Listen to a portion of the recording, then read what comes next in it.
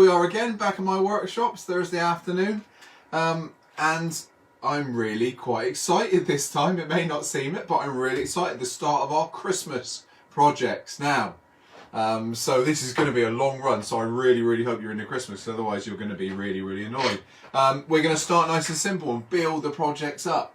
So we're going to start today with Christmas trees, little Christmas trees, little practice pieces. And as you know, part of my day-to-day working is teaching, teaching beginners, teaching people that have been turning for years.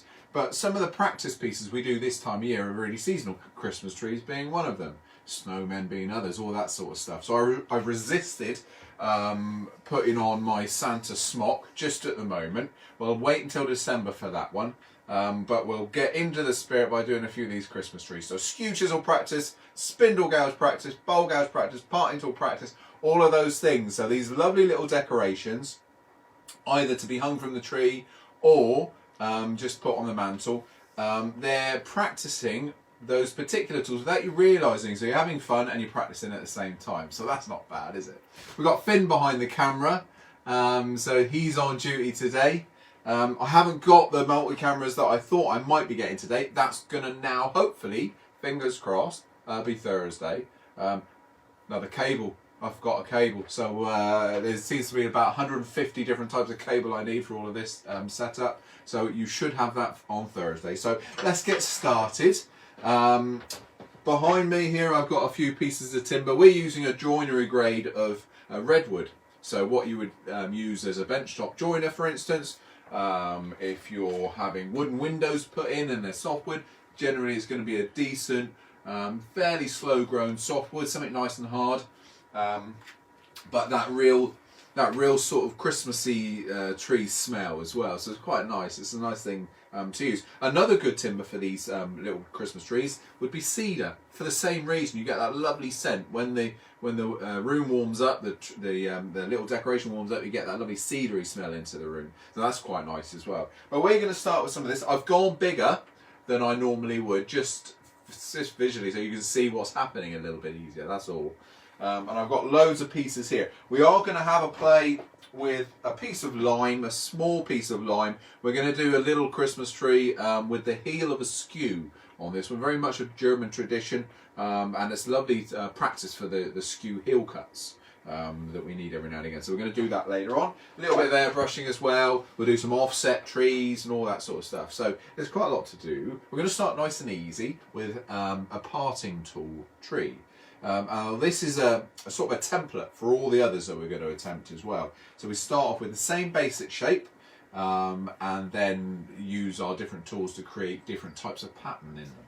Alright, so I'm going to do a parting tool tree, we're going to do a skew chisel or spindle gouge tree, depending on what short tool you like to use most of all. We're then going to use an offset, do an offset cut to give like a birch effect. We're going to do that with a skew chisel, and then we're going to go solely to the skew chisel to do that heel cut as well. If we get time, we'll do a little snowman just because, okay, because we can. And then on Tuesday, next week we're going to keep on the smaller Christmas tree decorations, but we'll have a look at maybe some decorating as well. So something to look forward to on Tuesday. So let's get started. How are we doing internet connection today? Bandwidth, all that sort of rubbish that I don't really understand. Hopefully there's been no problems so far, but I'm sure you'll let us know if there is. Not a lot I can do about it. Just interested, that's all. Hopefully it's getting better. I've got the workmen out the front at the moment. They're putting fibre in. So yeah, fingers crossed we should get 110% better as the weeks go on. I keep promising it. It's just to hold you there really. But we honestly will be improving. Got my cup of coffee there. So we're all set. We're ready. So I'm just, because I've gone oversize, I'm not really worried about being over accurate with my centering up. So I'm just going to roughly Brad will point it. We're going to get you right in on the action as well, so don't worry, you will see what's happening. And we had a question last week about ring centres and when do we use ring centres. This is absolutely perfect for ring centres. I've got a ring centre in the headstock and the matched ring centre are live in the tailstock. So they're basically a little ring around that single point. What I want to be able to get is I want nice small centres, but this is a friction dry. So what happens here, if you get a catch or you just push too hard, the piece of timber will stop, but that will keep running. So they're great for beginners, they're great for children if they're just starting out, because kids don't really have fear, so they just want to shove the chisel in as hard as they can. Well, this gives a little bit of discipline, and it gives you an understanding of how much pressure you can put on the timber, really. So really, really good. Don't have to knock anything in because it's a friction drive. Lock everything up. We just got a quick question straight off the bat. Someone's just asking, would you trust the C-Jaw's internal grips to hold a 40cm platter? 40cm platter. C-Jaw's internal grip expanding onto a recess. I would, yes. Several things you need to consider though. Just because I would doesn't mean to say you should. I don't know what your ability is. So first of all, it's like anything, any potentially dangerous activity, you need to know your own ability first. You need to know how to use the chisels correctly with producing little force. You need to have a big enough rim outside of the recess to take the pressures. All of those things combine into whether you should do it. Yes, I would.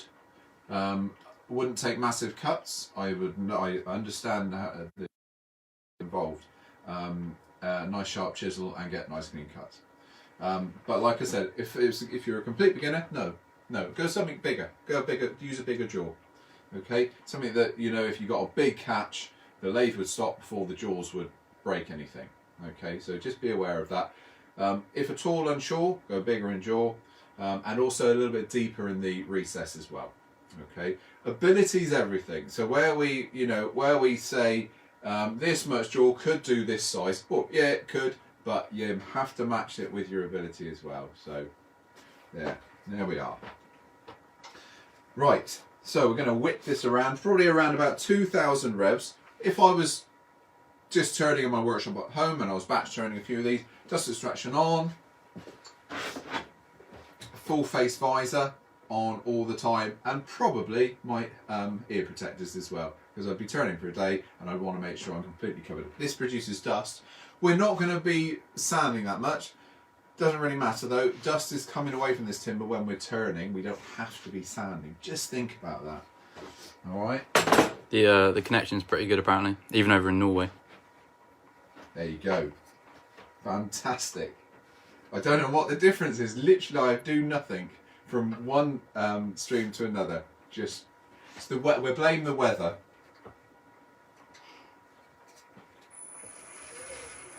So I'm going at 1800 revs. Should be fine. There we are, 1822 that is. And we're going to start, let's move my coffee, sorry. We're going to start nice and simple. We're going to use a 1/8 or 3mm parting tool. But initially, we just need to rough down. I'm just going to warn Finn. This is going to go everywhere, Finn, so just be aware. Just before you start, yeah. Someone's just asking, how do you decide what speed to work at?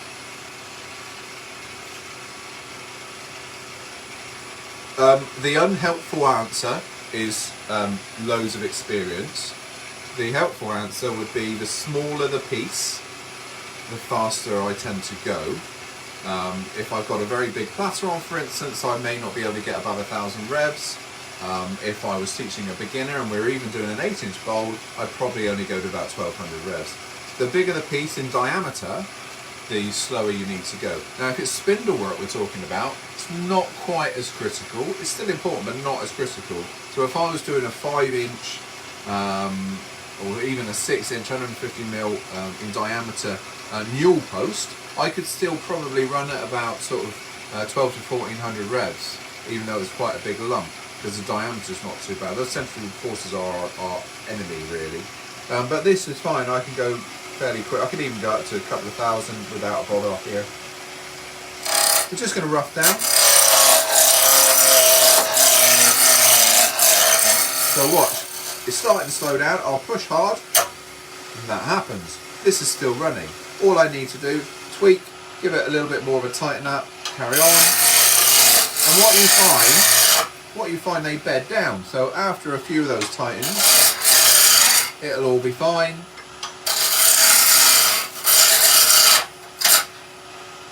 Great if you're I know we don't really have the chance at the moment, but if you're demonstrating,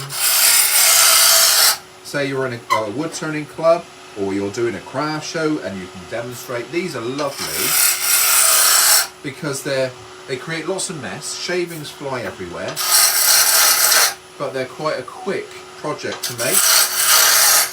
So you can rattle them off, give them away to captivated kids. You're creating memories.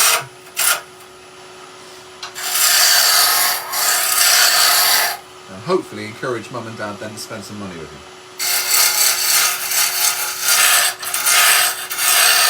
Right, you see what we're doing? I'm using the roughing gouge just to do its job.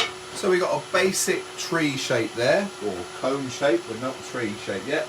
Let's use skew chisels, so let's go with a fairly lumpy one. Just going to tidy up a few of these key areas. Just need to sharpen.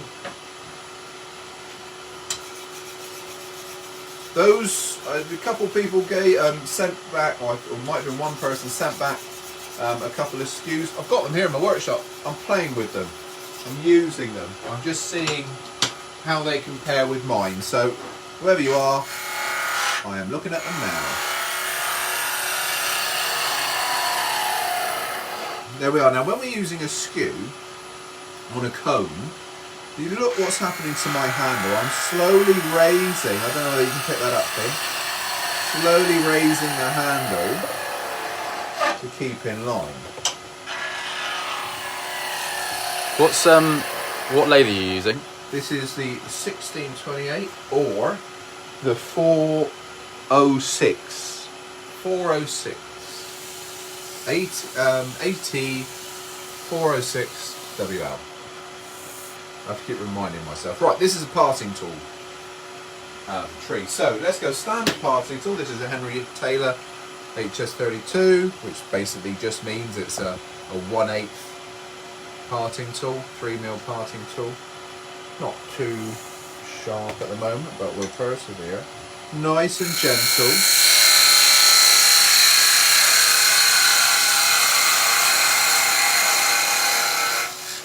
Nice and gentle back out. Now, if you can see down that gap, brilliant. Comes that pin? Yeah, pretty good. So that bit that I've left in the middle is probably measuring about 5/8, so about 15mm. And what I want to do now, the bit I leave in the middle is going to slowly decrease in size till we get to the top. So I'm going to leave 3mm and make a cut.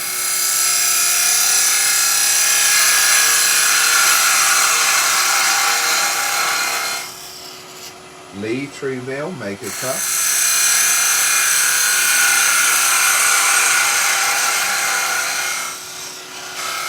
I'm going to keep going.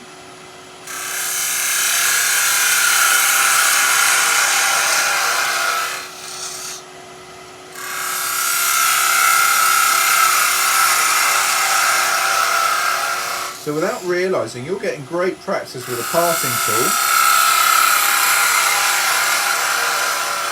Keeping those cuts straight. We don't want any captive rings here.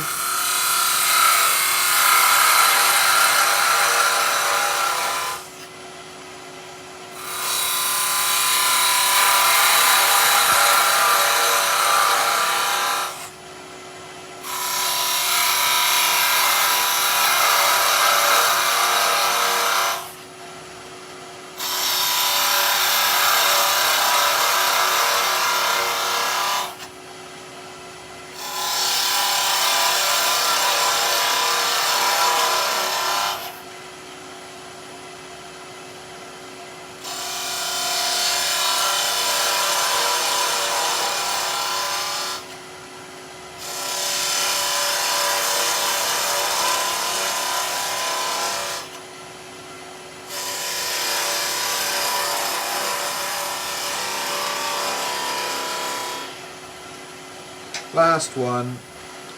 No, we're not. We're going to leave that one. We're going to do a little ball on the top of that one. Something to drill through, or to put a brass eye in if you want to hang it from the tree. Or, of course, you can just rest these on the mantle if you want to. Now I'm just going to make the base. So I'm not going to do a bucket on this one. I'm going to do a bucket on a couple of the others, but this one's just a chamfer. So using the point of the skew. Keith was just slightly late. He was just asking what size timber you're using. Slightly bigger than I need, Keith. I'll just measure it though. Beauty of these is you can make them to suit the size you want. You know, a group of, I always go odd numbers, group of 3 or 5, but different sizes. They look really nice together. So measurement on this one. So the blanks I'm starting off with. Well, they're just over the 50 mils. That measures 55. So about, yeah. So we're just over 2 1/8 ish. But you know, this is a very big blank for what I need really. And what skew are you using? So I'm using the Colwin signature skew. You didn't need to ask, really, did you? There we are. Now, top edges could be rough. So what we do with top edges is we can give them a little bit of sand, but to avoid too much breakout there, when you make your first approach, go in slowly and gently. If you charge in, that's where you'll break out those edges. Okay, we're going to just make a little ball here, and then we'll just do a little bit of sanding, not too much. To do that, because that's a really small area, we'll go with a little 6mm beading and parting tool, so a little 1/4 inch beading and parting.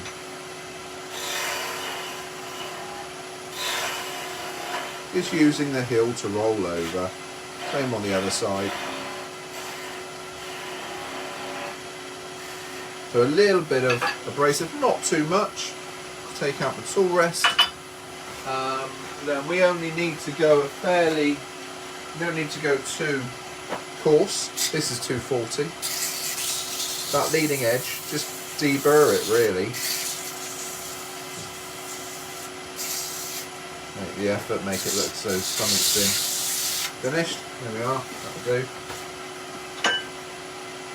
And of course, when we've done this, that's not a tidy edge, that's still a bandsaw cut there. We could use the disc sander and just tidy at the edge if we want to, but for the minute, let's just part him off.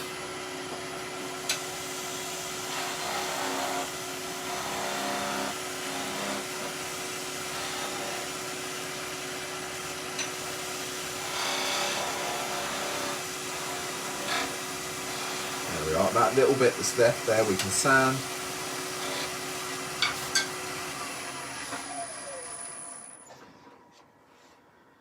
We'll sand that off together in a minute on the sander, but there you go. There's your first one, little parting tool practice piece. Okay, we're going to put them all together in a minute just to show you.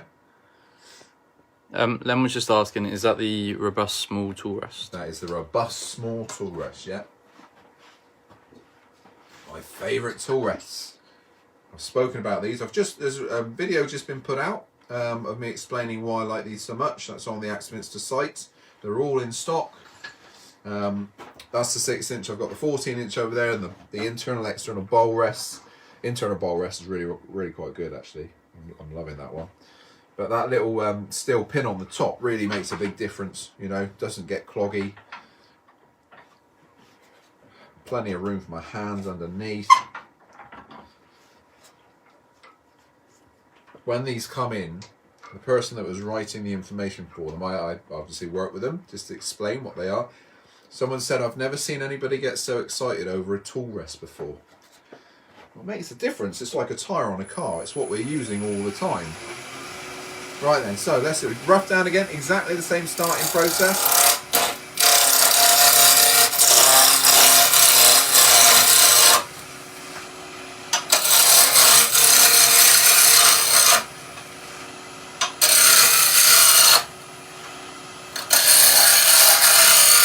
Right, let's put a bucket on this one.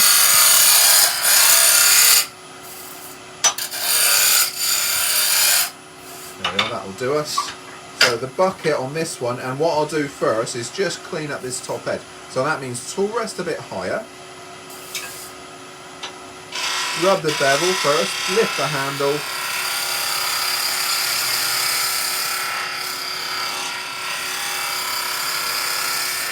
That's That's all we need. Don't need to go any further because this bit's going to be coned down in a moment, so I can do that now.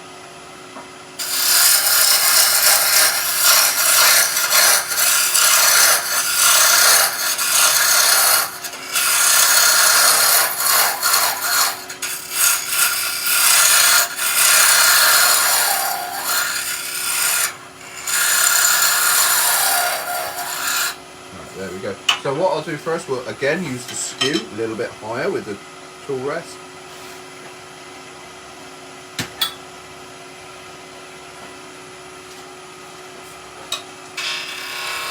Minutes in.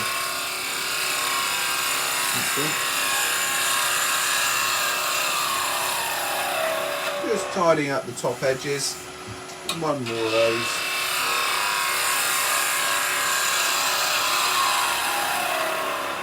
And then we can start thinking about some branches. Now this tree can be done with either your skew or your spindle gouge.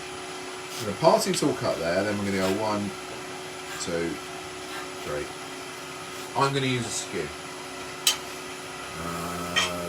Let's go parting tool first. So we'll do the bucket.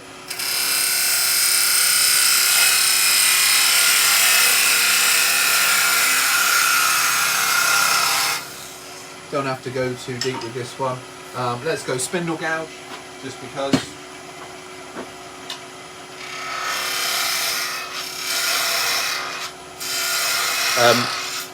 Do you know, can the robust tool rest be used on a union graduate lathe, or is the post too long?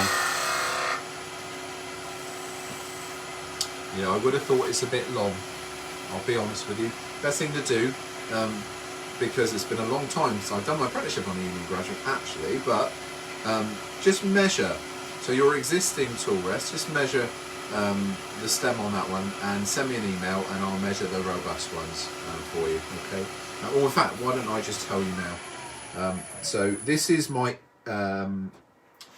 inch,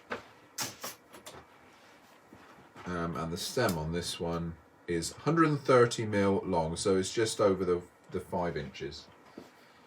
All right. Of course, if it's longer, you stop me from cutting it off, I suppose. There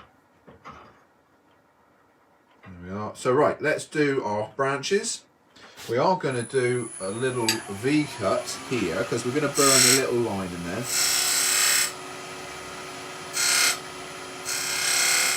I'll show you how to do that in a minute, but our branch is on this one, so let's go. We'll use the same skew.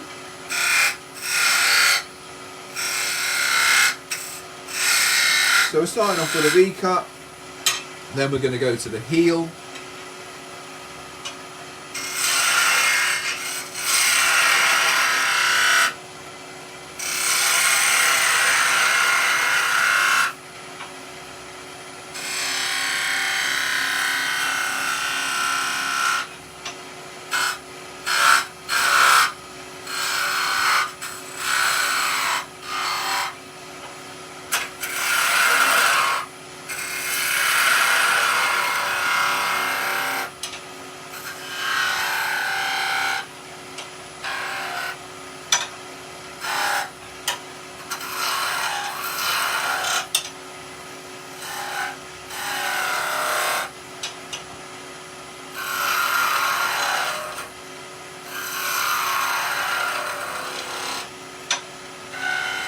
There we are, we're going to put another ball up here.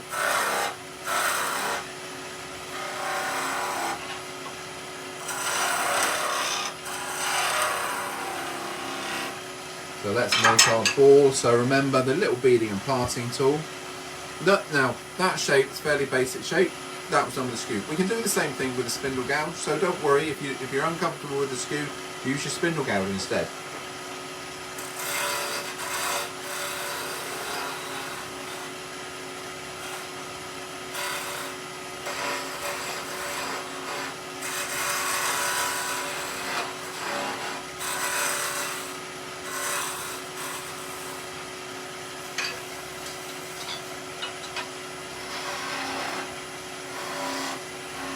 Right, let's just pick out those black lines a minute. Now I'm just going to go off camera. I just got to cut some timber Let's go with, let's sacrifice a piece of this. 2 seconds. Excuse me, Ken.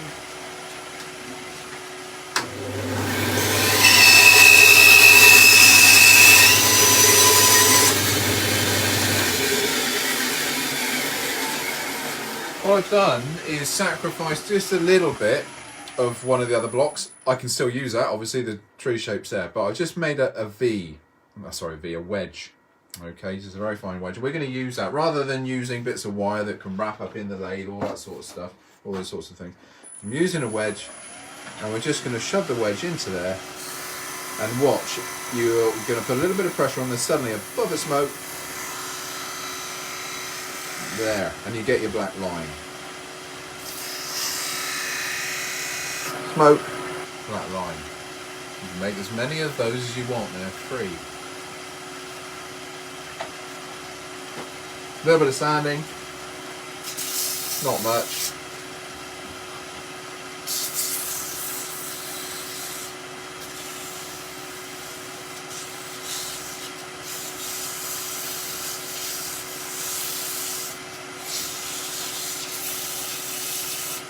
There we are, and again we can sand off the bottom there with our disc sander, and we'll do that later on. So once again, let's take as much of this away as we can. There we are, that's come off nicely. There we are, and that can be just nicked away. But again, that's our number 2. Okay, nice simple bit of skew or spindle gouge practice, that one. Okay, so what are we on next? So let's go offset. Now this is where the ring center really comes into its own, because I'm going to offset this 4 times, and we're going to use the radius, or the diameter of the ring on the ring center to offset. So that's only about 4 mil, but it does make a massive difference. We're going to create one of those birch effect trees. So no bucket on this one, just the same sort of base as we had on the first one. Roughly center up again. Fiona was just asking, would you add a finish? Well, yes, you could. I mean, these are great for painting. If you help get the kids to help you paint, decorate, and things like that. But if you're using something like cedar, well, they're quite nice and very traditional. If you look at German markets and German Christmas trees, that they would have been left timber. The reason that I'm using this timber is because it smells lovely, and the same if you use cedar, same thing. Especially if you're doing things like little bells to hang from a tree, a little bit of red Christmas ribbon. The timber really looks quite cool with that. But it's entirely up to you. On Tuesday, I'll be doing a load of Christmas tree decorations that actually are painted. We're going to be doing some painting as well. So yes is the answer, but not. You don't have to. They do look nice unpainted also. And then was just wondering, does Axminster sell Velcro backed abrasives? Velcro back to base. Yes, we do. Several disc sizes. Obviously, we do the bowl sanding round abrasive, but yes, we also do other sizes. For power tools, for disc sanders, all those sorts of things. A smaller range of Abranet, which is all Velcro backed, of course, and I use that. You've seen me use that all the time. That's used a lot. I use that for a fair bit. So yeah, depending on what size you're after, of course. Right, let's rough this down again.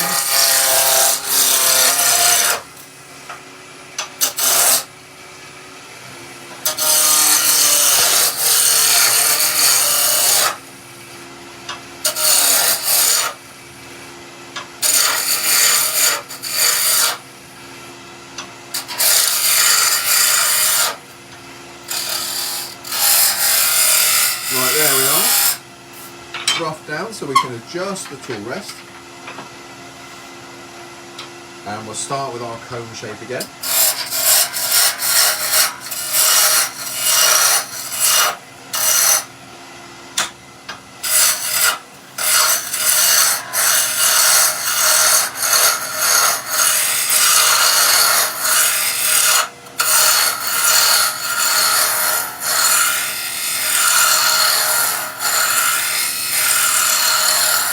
So So what we're going to do here, we're going to do a nice skew cut, so a nice clean finish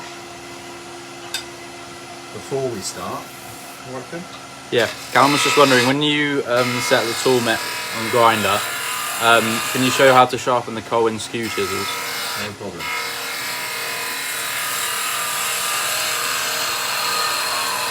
Yeah, there was a couple of people wondering about it. I'm not going to do it now, but let me just very, very quickly show you. So this is the Tormek skew chisel jig, or the multi-jig it's known as. It's no different. So the assumption is that they don't grip because this is a splayed tool. They do. They grip really, really well. I was doing some yesterday at the skill centre.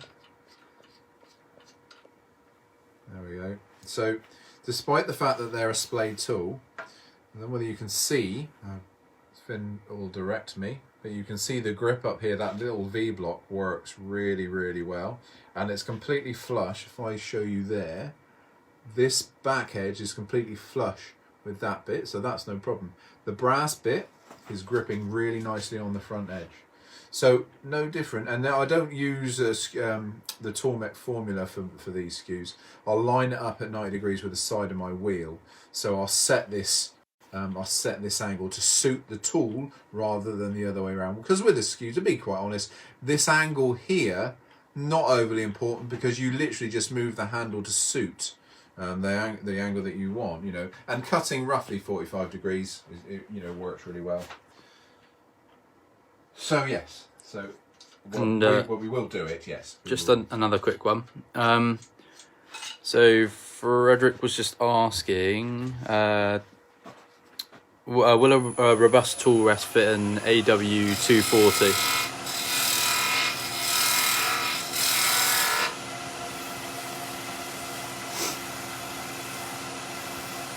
An AW240. Yeah, lathe, wooden lathe. I'll have to check that. Just pop me, Lily, just make a note of that one. I'm just going to have to do a little bit of research to double check.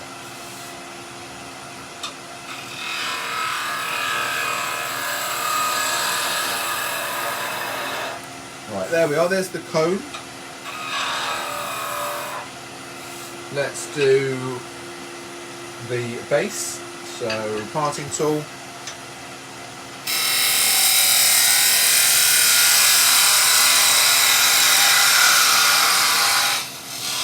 Don't have to make it thin, no need.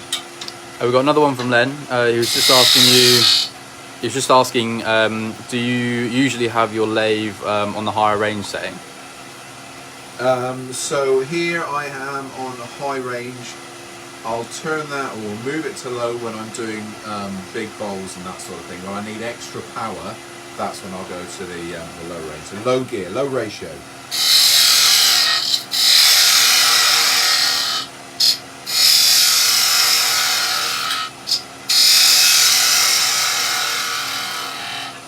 We got another quick one, just from Terry. He was just saying, will that jig work on the Ultimate Edge system? Yes, because that jig only rests up against the bar. It doesn't actually hook onto anything. It just rests up against the surface. So absolutely. Let me just show you. So the bar rests here. Rests underneath. Rests here, and you move it along that way. So yes, absolutely, no problem at all. And it was just a mistype, I think, for Frederick. He was just saying he meant the AC240. AC240, no, unfortunately not. The I can't remember. I think I'm on an inch here and they're 25mm, or the other way around. I can't remember which, but we're only doing them for the trade machines at the moment. If you think they should be for the craft range, then please let us know, because they're out there, we can get them, but we just didn't think that as many craft users would want to spend the extra money on that type of tool rest. Well, I might be wrong, and that was partly my fault if I was. If you think we are wrong. There. So what I've got now, that's our blank. Okay, but let's have a look at the bottom. So we have now got a lovely ring here that we can now quarterize. So if I just with my pencil do that, and I'll do the same. So we're going 12, 3, 6 and 9. I'll put a little bradawl mark in all of those on the ring, and that's going to be our new center. As crude as you want to be, don't have to be accurate at all. It's not what we're about. There we are. That's very, very inaccurate. That's the word, proper word. All right. So we're going to start off with anyone. Same center, not a problem. Lay me down just a little bit. Make sure nothing's touching the tool rest. Now what that's going to do, and we're going to make V cuts now. Nice and gentle, but look, let me just do it with a pencil first. So what we get is that mark. When we do it as a V cut, it stretches it out. So we get like a little birch mark here. So let's do one. So V.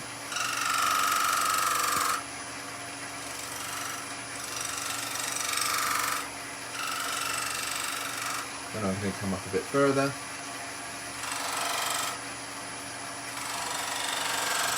A bit further.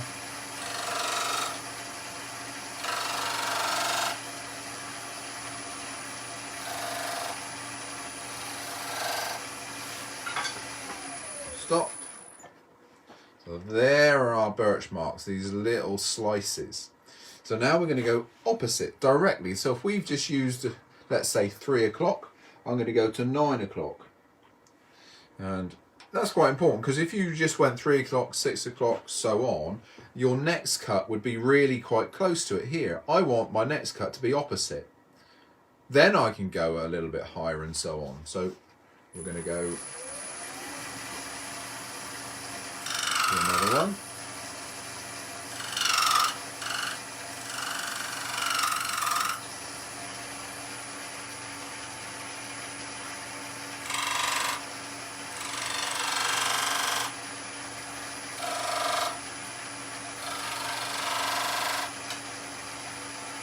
I'm not going to put one there, I'm going to leave that for the ball. So I think that's those done. Make that a bit deeper. Stop the lathe. Go to the next position.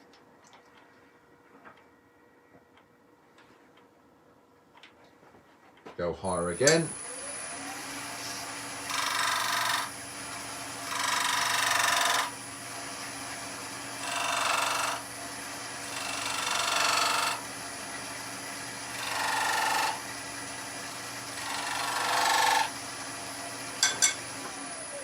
And then the final position is going to be here.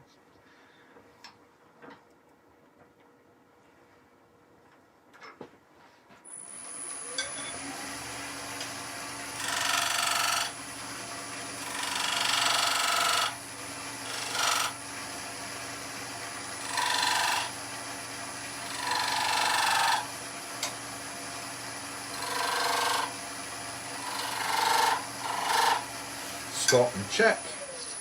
Make sure we're happy with all those little frills. That's working well. So what we'll do is we'll recenter it back up, give it a little sand, put the ball in.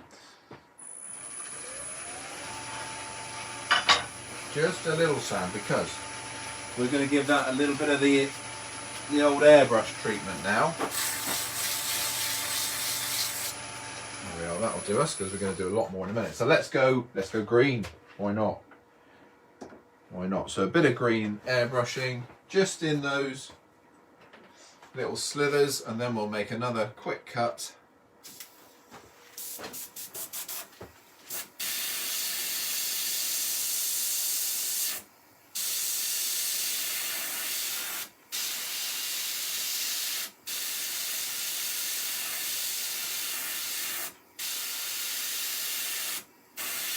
Is the robust tool rest stem 1 inch?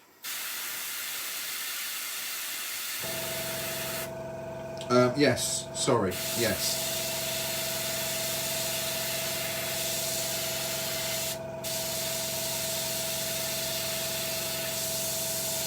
Trying to keep in those little cuts, I was holding the breath.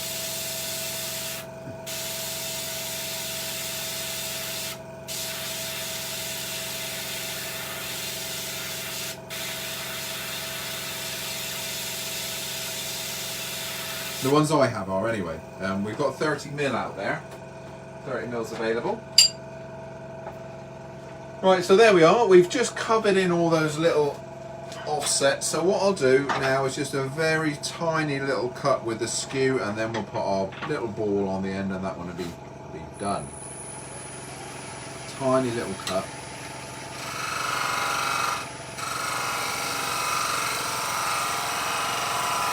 You could of course just sand it away, that's not a problem.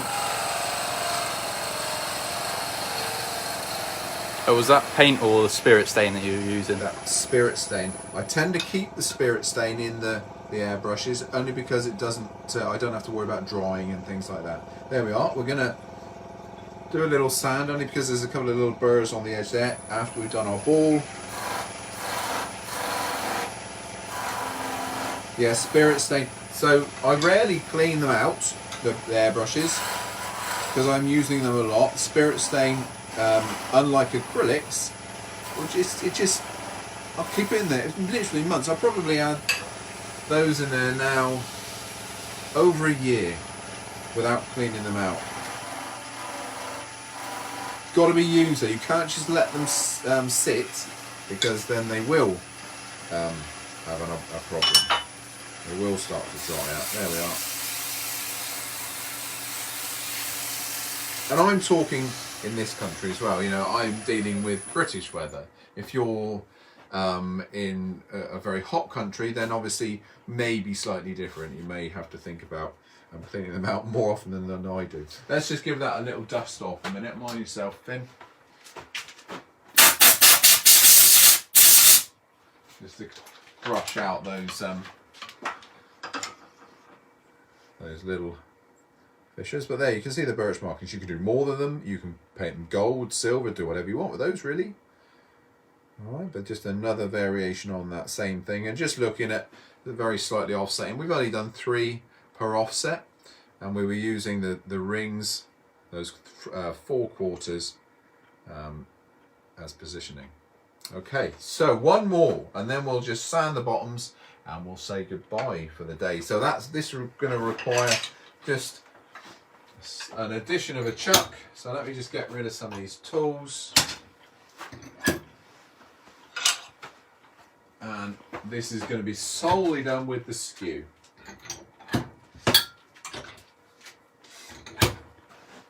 Again, another great little practice piece, demonstration if you're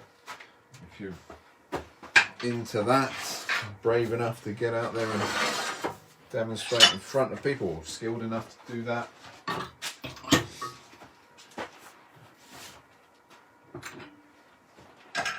Just coming up to 45 minutes in. Nice one, thanks Phil.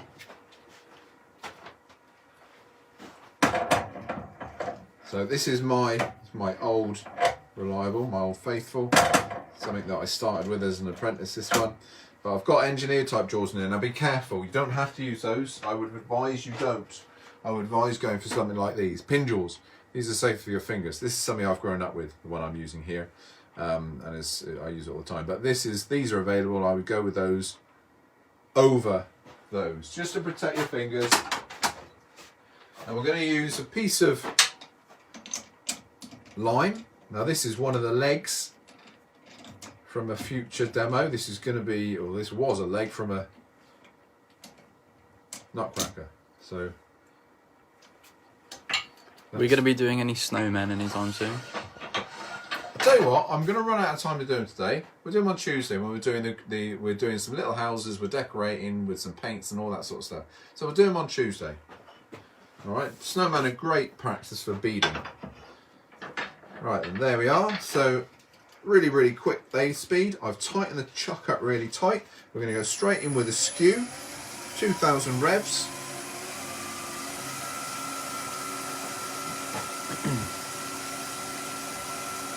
Going to go with a larger skew first.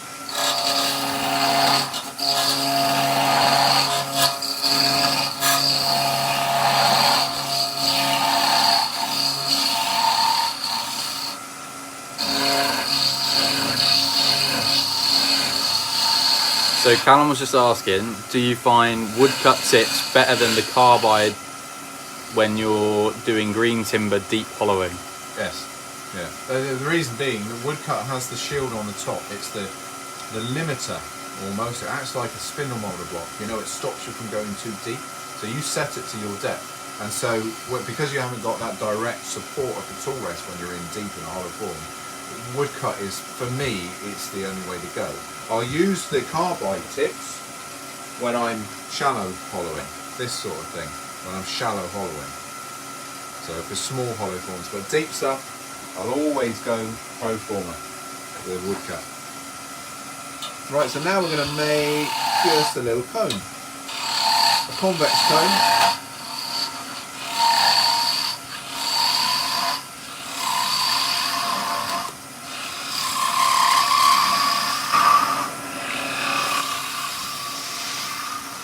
Right to a point.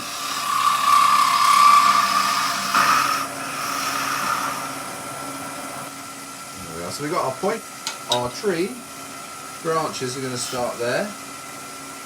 And so we're going to start now. Which one should I go for? I may as well use the same scoop. Turn the lace speed down a wee bit. And we're going to use the heel point to push the fibre back. So what we've got, we've got that little burr being pushed all the way back. We'll do that again. This time we're going to leave a gap. And then again.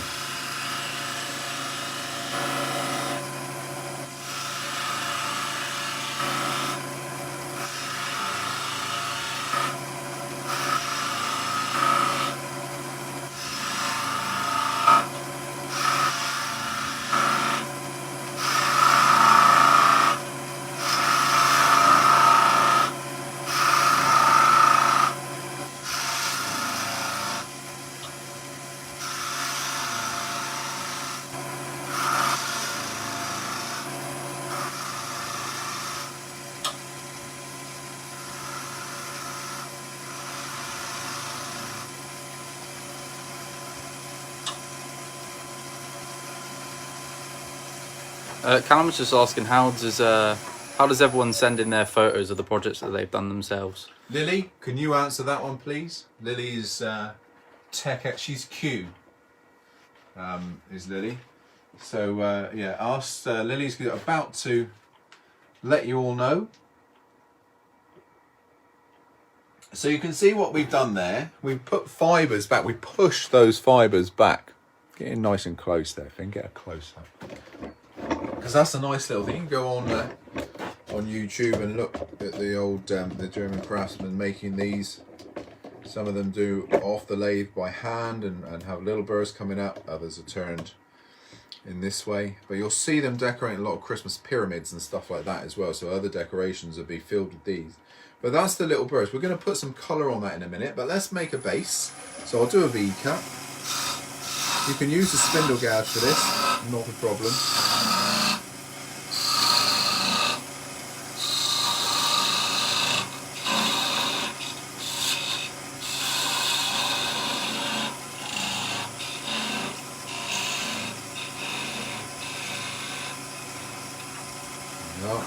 And then parting tool, we are going to part this one off in a moment.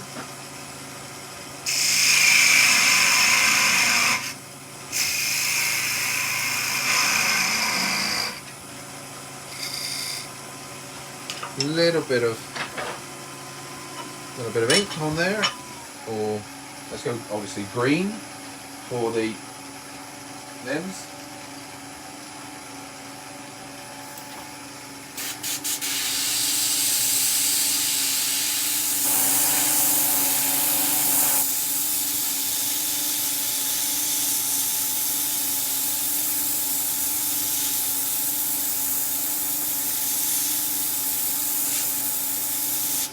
And of course you can use other things to paint these, but I find it's only airbrushing that will get right the way into all those little frills.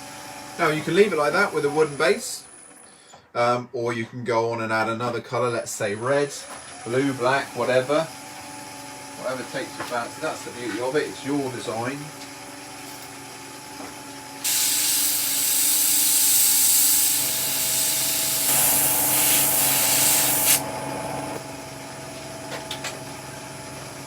And then carefully, we'll part that one off. Again, you know, you're parting this off. You don't want to grab those frills that you've just made, otherwise you'll break them all. So I'm going to get my hand in the way now. Sorry.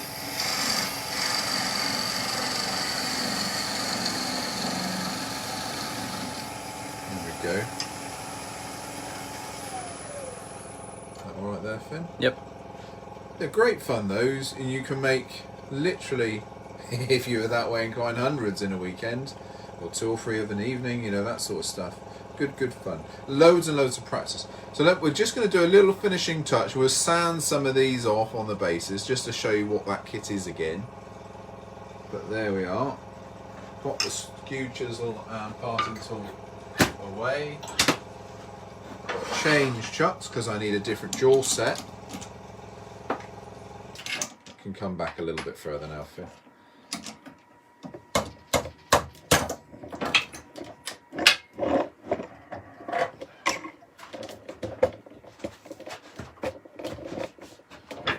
So we go back with the old reliables, the C-jaws, and we're going to put on this sander, faceplate ring, of course. Expand there. Duncan was just asking, could you use canned spray paint to colour? You could do, just bear in mind, you know, it'd probably take a lot longer to dry. Airbrush paint pretty much comes out wet, comes out dry. So that, yes, absolutely, just wait for it to dry, that's all. We're going to put the dust extraction on, guys, so a bit of noise. And I'll just quickly finish these off for you, and then that'll be it.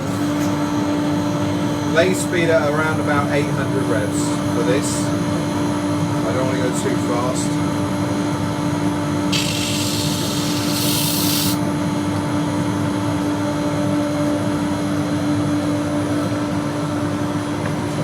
Sand the bottom, sand off the top. Then a little brass eye. You can get them on the internet, you can get them at your hardware store. A little brass eye, screw in the top, bit of Christmas ribbon. You're done.